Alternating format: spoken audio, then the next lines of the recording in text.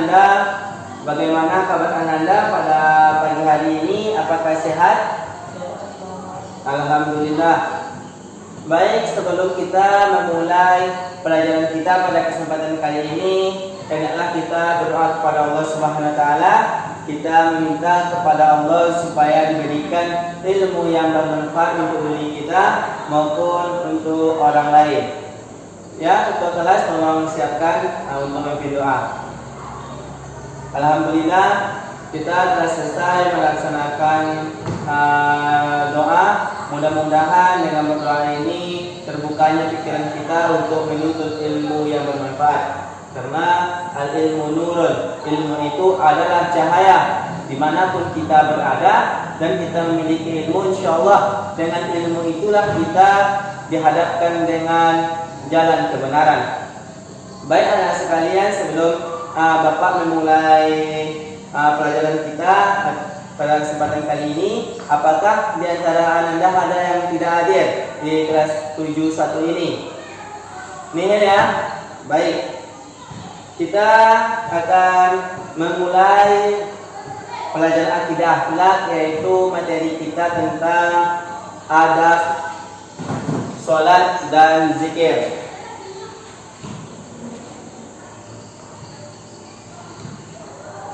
Adab salat dan zikir.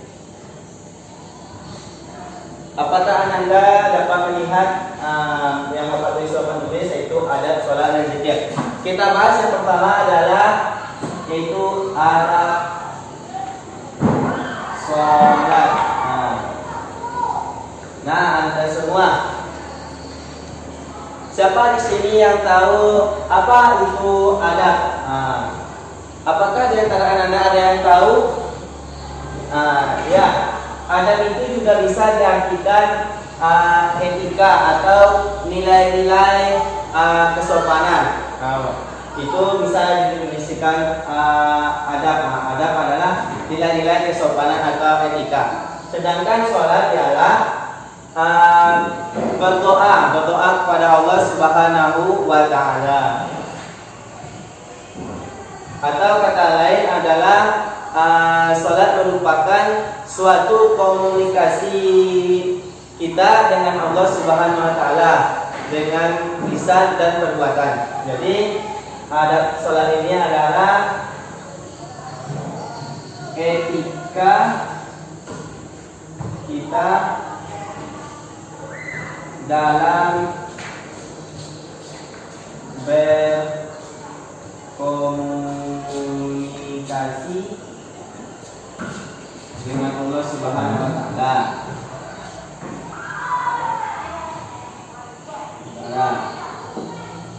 Nah, ini kita masuk pertama, yaitu adab salat. Lalu selanjutnya Anda sekalian, kita masuk apa saja adab sebelum salat. Adab sebelum salat. Yaitu adab yang pertama adalah menjaga waktu salat. Menjaga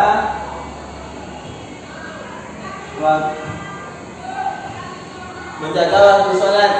Yaitu karena kita salat harus bisa menjaga waktu salat. Contohnya, apabila azan asar sudah berkumandang, Allahu Akbar, Allahu Akbar, hendaklah kita menunaikan salat. Jangan kita tunda-tunda waktu salat ini. Paham Anda sekalian?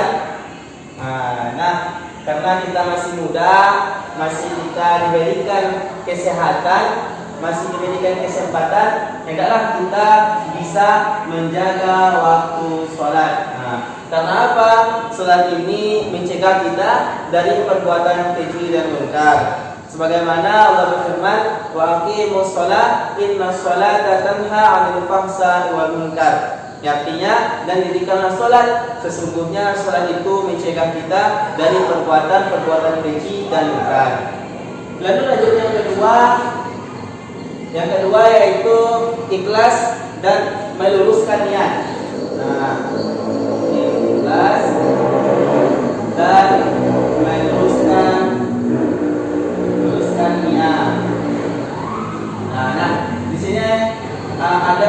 sholat yaitu ikhlas dan meluruskan niat. Kenapa kita harus ikhlas dalam sholat? Karena sholat itu kita mengharap ridha Allah Subhanahu wa taala. Kita tidak mengharap pujian dari orang lain atau kita mendapat simpati dari orang lain, tidak. Karena yang penting itu kita ikhlas dan meluruskan niat kita hanya untuk Allah Subhanahu wa taala. Lalu poin yang selanjutnya ada bersuci. Nah, yang ketiga, kita harus bersuci.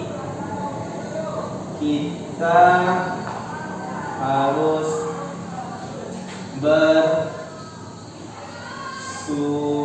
Nah, poin yang ketiga adalah kita harus bersuci atau kita harus berwudu. Nah, di dalam adab kita sebelum sholat yaitu kita harus berwudu atau kita harus bersuci.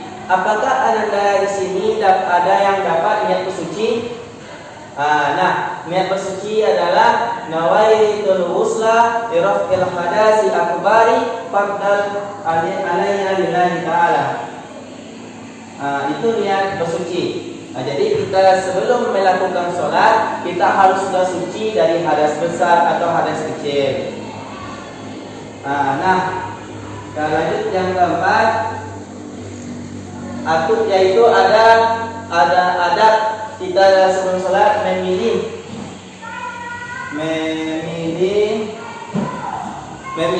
tempat terbaik atau tempat yang suci, memilih tempat yang terbaik. Memilih tempat yang terbaik dan suci dalam sholat. Baik dan suci dalam sholat.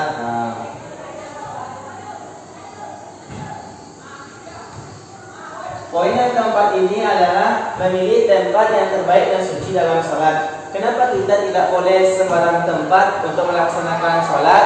Karena kita kalau bisa Anda semua pilih tempat yang terbaik di rumah kita atau di tempat lain. Dan diusahakan juga tempat tersebut suci dari hadas besar atau hadas kecil, maupun najis besar, najis sedang maupun najis kecil. Itu adalah jangan kita mentang-mentang kita kan rumah kita dekat sama masjid. Nanti kita sholat di rumah kita. Di rumah kita itu juga kita memilih sembarang tempat saja. Mana tahu di situ ada hadas atau najis. Kita ada di tempat yang terbaik dan di tempat yang suci. Di mana tempat yang terbaik ini? Contohnya di masjid dan di musola yang suci dari hadas ataupun najis. Kita lanjut poin yang kelima. Yang kelima itu ada menggunakan pakaian yang terbaik. Ada di dalam sholat itu menggunakan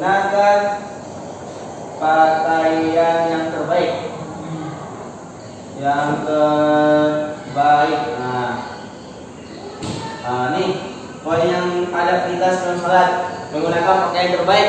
Jangan kita mentang-mentang sepedakan sholat. Kita menggunakan pakaian aktivitas kita sehari-hari, misalnya baju kaos, baju bola. Dianjurkan untuk menggunakan pakaian yang terbaik, contohnya baju muslim, baju koko, baju gamis. Itu boleh kita menggunakan pakaian tersebut karena sebisa mungkin kita khususkan baju sholat kita.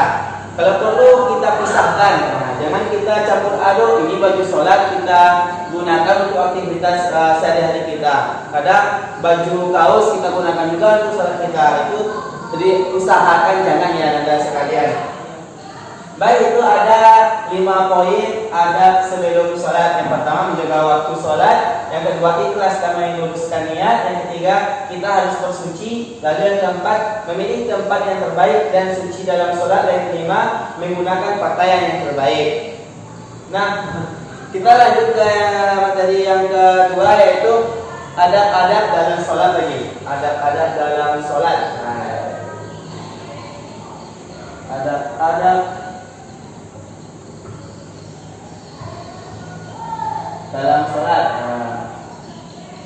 Dalam sholat. Nah, di sini ada adab-adab dalam sholat. Kenapa kita harus mempunyai adab dalam salat? Karena kita sedang berkomunikasi dengan Allah Subhanahu wa taala atau sedang berdoa kepada Allah Subhanahu wa taala. Tentunya kita harus mempunyai adab ananda. Sedangkan kita bicara kepada orang tua kita, guru kita memiliki adab, apalagi kita berkomunikasi dengan pencipta kita langsung.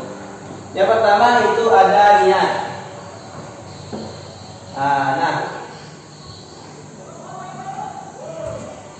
Itu pertama ada niat. Karena adab kita dalam sholat ini harus cukup atau tidak boleh kurang, karena bisa supaya menjaga kesempurnaan sholat kita. Pertama kita awali dengan niat sholat kita luruskan niat kita untuk sholat. Jangan kita campur aduk niat kita untuk sholat. Ini banyak kejadian, mungkin tanyakan saja pada diri Anda sendiri. Yang kedua itu ada berdiri dalam sholat fardu jika mampu. Berdiri jika mampu dalam sholat. Berdiri jika mampu. Adab kita dalam sholat yang kedua berdiri jika mampu. Kalau kita mampu berdiri, maka kita berdiri dalam sholat. Jika kita tidak sanggup berdiri, maka kita ada rukhsah atau keringanan. Kita bisa duduk. Kalau tidak sanggup duduk, maka kita bisa berbaring. Kalau tidak bisa berbaring, kita menggunakan isyarat dengan mata. Lalu yang ketiga, itu yang pertama, yang ketiga adalah takbiratul ihram. Takbiratul ihram. Allahu Akbar.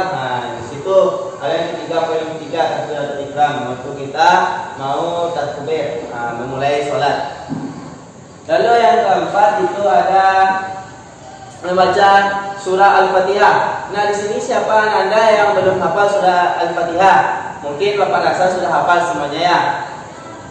Jadi poin yang keempat itu membaca Al-Fatihah. Membaca Al-Fatihah.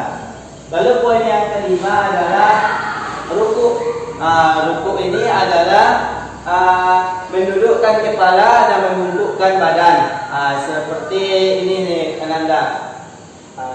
Waktu kita ruku itu diusahakan punggung kita itu datar. Kalau sebisanya diletakkan suatu gelas air putih itu tidak tumpah Ananda atau tidak mereng. Yang kelima ruku. Lalu poin yang keenam. Lalu poin yang keenam itu iktidal. Iktidal ini berdiri sesudah ruku atau berdiri setelah ruku.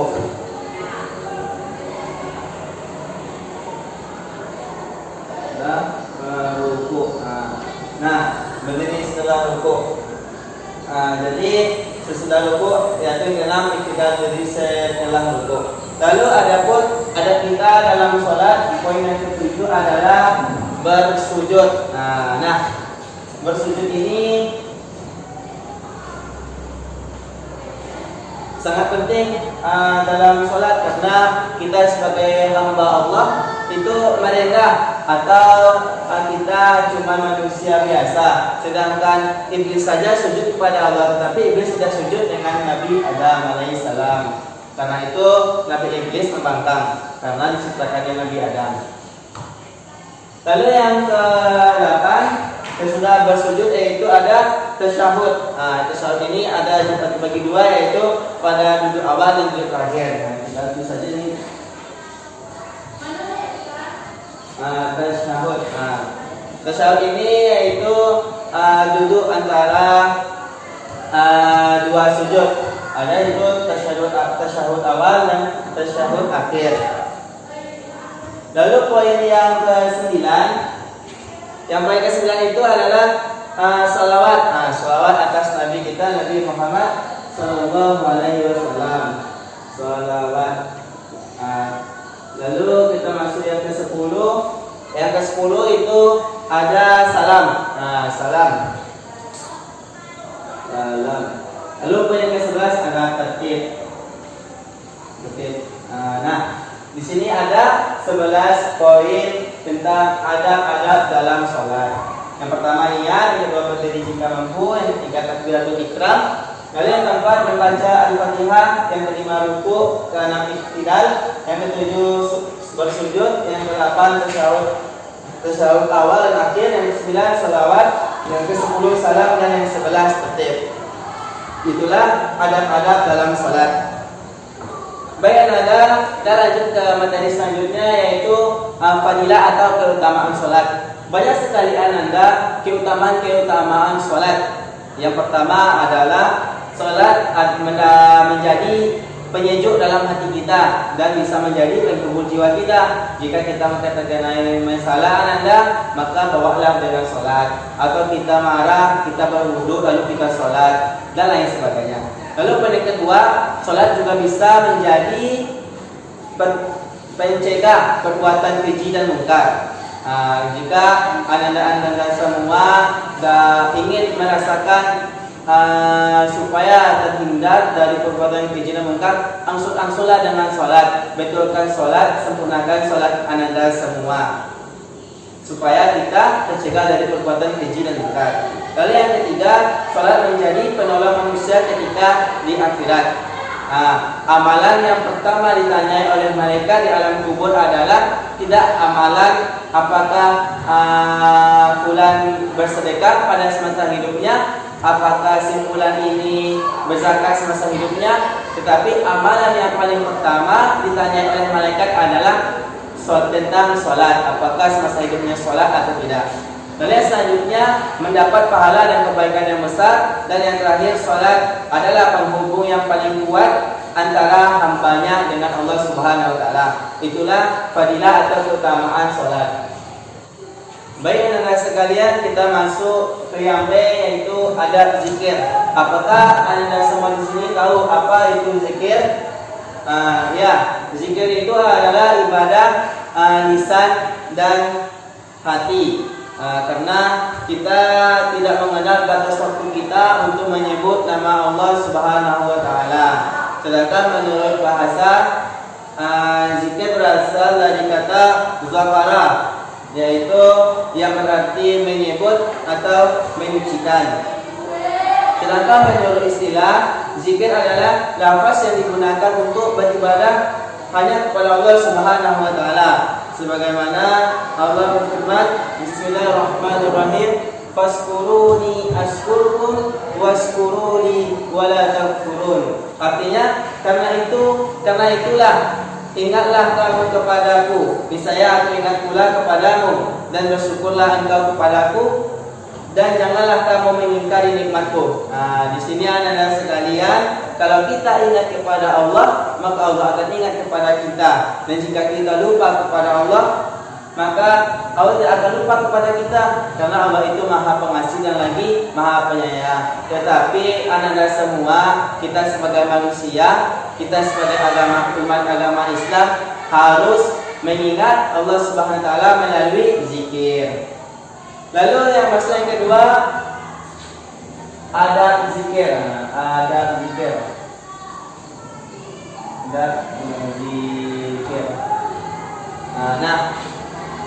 Adab zikir. Di sini adab zikir itu yang pertama, ikhlas dalam menyebut atau berzikir kepada Allah Subhanahu Wa Taala untuk mengharapkan ridhonya. Lalu yang kedua, memahami makna dengan khusyuk melakukannya. Lalu yang ketiga, memperhatikan ada 7 adab yang Allah jelaskan dalam Al-Quran.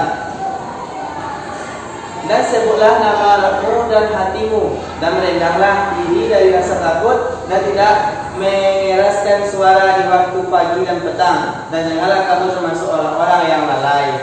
Adapun 7 adab yang penting dalam berzikir, yang pertama adalah zikir dilakukan dalam hati, karena itu lebih dekat kepada keikhlasan. Lalu yang kedua, dengan merendah diri agar terwujudnya sikap tawaduk kepada Allah Subhanahu Wa Taala.